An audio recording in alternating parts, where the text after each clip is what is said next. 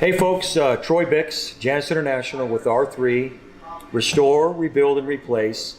We're excited today to be here with Dave King with Wentworth Properties, and he's going to discuss a couple of R3 opportunities and experiences that they're going through. We want to first thank Dave for his time and business and partnership. And Dave, let's talk a little bit about you, how you got in the business, Sure. and how it evolved into Wentworth today. Yeah, my pleasure, and thanks for having me. I started in the business in about 2005 with Open Tech Alliance on the vendor side. Grew into a role with U.S. Storage Centers, Westport Properties, and acquisitions of third-party management, which grew over about 5 years more into an opportunity with Wentworth Property Company to come over and start a storage division to go along with what they do in the industrial world and in the office world. So we looked at it sort of at the time as a third leg to our stool, the ability to kind of be in three different worlds. Absolutely. Great company, Wentworth, very much attracted to the sustainability of self-storage and the recession resistance of self-storage. And I had sort of dumbed my way into the storage business originally, and it turned out to be one of the best moves that I ever made. It just opened up a lot of doors for me.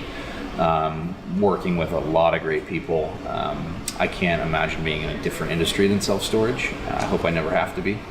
Me too. Yeah, glad to be here though with Janus, who's been a great resource to us always. Great people, great product. Certainly we find a lot of value in using your guys' product on new construction and also on the rehab stuff.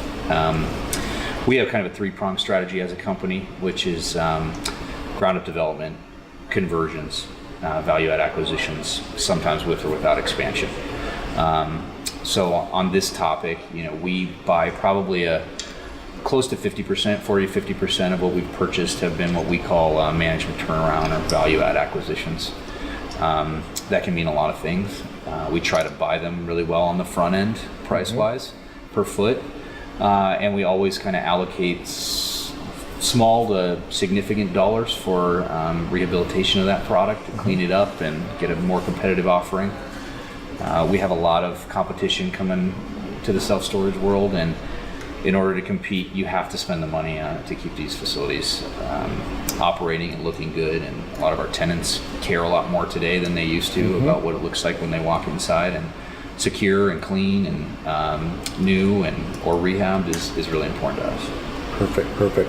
Right now we're working on a couple of R3 projects, one in Stockton and one in North Phoenix. Can you go over some particulars? Sure. As far as what your experience has been and what you expected the end result to be?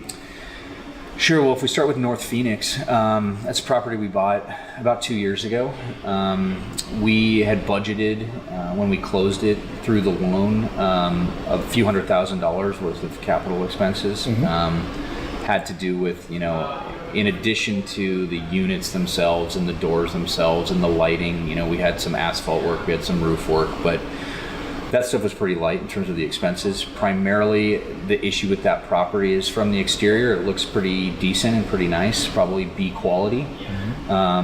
Mostly drive up, sort of two-story drive up is the product type of that one. And we basically, the problem was the interior units that we had, the walk-in non-climate controlled units in Phoenix, Arizona, has really become sort of an inferior product offering. Galvanized metal walls, wooden swing doors. Our drive-up product does really well there, so obviously door replacement on that stuff has gone a long way because we can keep it pretty full.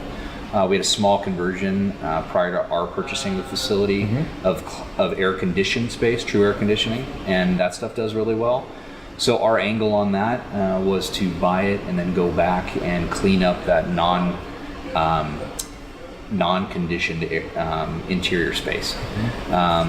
We call it walk-in space because it's not truly a drive-up and it's not air-conditioned. So you're basically just pulling up to an open hallway, walking into that hallway, and what we've experienced is that product, in order to compete with the other operators in the market, needs to be upgraded. So we went back in with reconfiguration of those units to kind of accommodate the demand of that market, which is a remix. Yeah, remix, okay. Which tends to be bigger product in that market. You know, we're not doing as many 5x5s and 5x10s as we are 10x10s and 10x15s. Okay.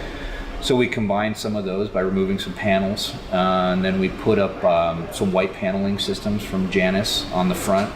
Widen the doors from 4-foot swing doors to 8-foot roll-up doors. Nice. Turned out really well. We actually kind of ran out of our budget on that about halfway through, so it's turned into an expansion project. We're actually buying a piece of land, or we bought a piece of land behind it. We're going to do a new building there and go back through that loan and budget for the remainder of the CapEx on the walk-in space over at the other facility. We found that there's no doubt that when people walk in, they're willing to pay a little bit more for nicer product. Absolutely. So we've been able to push our rents on the drive up, now push our rents on the interior rehabbed product. And we're still having trouble renting the older stuff. Yep. Yeah, so that one's been really good. And we're probably a few months away from being done with that project. Not the expansion, but at least the rehab of the existing property. Do you have a rough number on those increased rents for the indoor R3 units? It seems that there is probably a cap on a price-sensitive customer that walks in the door that just wants a 5x5 and doesn't care what it costs. They just want the cheapest unit available. That person's probably still a fit for that older product, but that's a very small amount of the people that walk through that door. I would say we're able to probably charge up to 25% more for what was the same size unit that we were getting before. Sure. Compared to what we were getting before. Sure. Could be more, depending more on the occupancy of that unit size. Absolutely. We try to push and manage our facilities unit size by unit size, not just type by type. Yep. So if all our 10x10s are full, we're going to be raising rents on those quicker. Perfect. Let's go to Stockton. Yeah. And what you're doing there and what the end result. Yeah. It's going to be. Stockton, again, similar market, believe it or not, to kind of North Phoenix. Not a real high-end, infill, dense market. Decent. I mean, I shouldn't say that. Stockton is a good market. There's a lot of people, but you're not going to bump into a ton of Class A, multi-level, climate-controlled space. So what we bought up there was a single-story product. Very well occupied, but very low in rents, both street and economic or effective rents.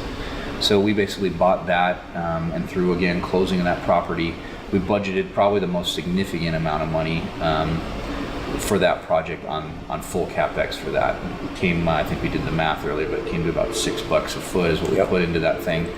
And it's been a huge deal. We've managed to keep it full during construction.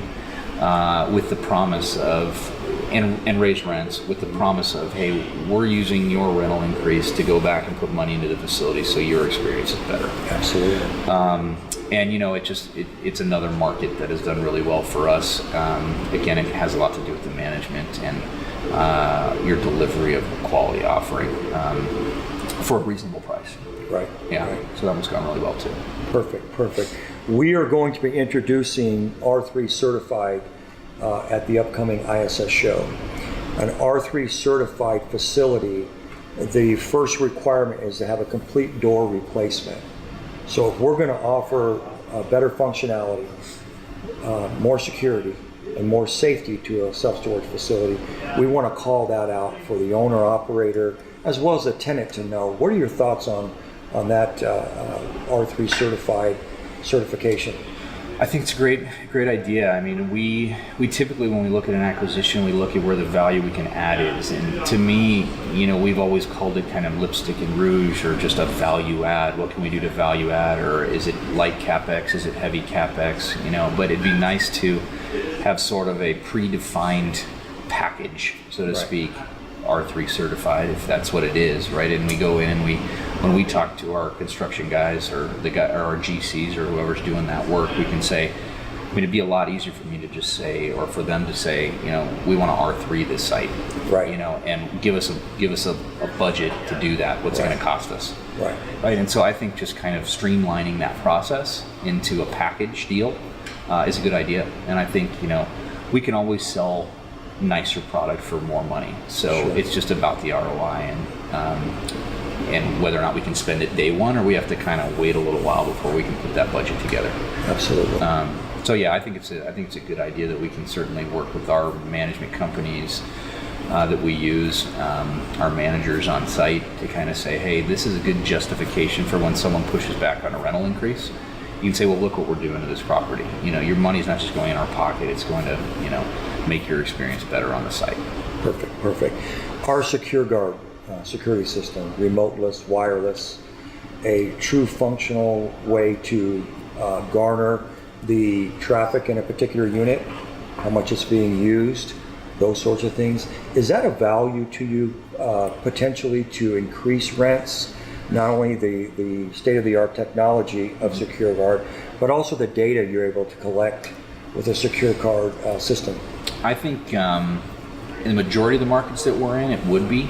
I've learned a little bit about that product up till now, and one thing that we always struggle with on multi-level facilities is how we get someone up to the second floor and how we justify higher prices on the first floor. And so I've got some ideas how to incorporate that product, especially into new conversions and new development, to where we can maintain similar pricing on the first floor and the second floor. That's just one of the ideas kind of that I've heard of or thought of. I can't remember if it's my idea or not, but it's sort of something that we're thinking about as far as your smart unit upstairs and your dumb unit downstairs. Yep. But more people want to not use an elevator, but if their technology, if they've got some technology, or if they're interested in the technology, then they can go upstairs and pay the same as on the downstairs, on the main floor.